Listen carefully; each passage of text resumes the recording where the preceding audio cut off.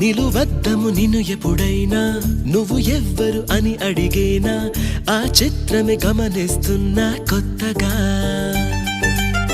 నువ్వు విన్నది నీ పేరైనా నిన్ను కాదని అనిపించేనా ఆ సంగతి కనిపెడుతున్నా వింతగా నీ కన్నుల మెరిసే రూపం నాదేనా అనుకుంటున్నా నీ తేనెల పెదవులు పలికే తీయదనం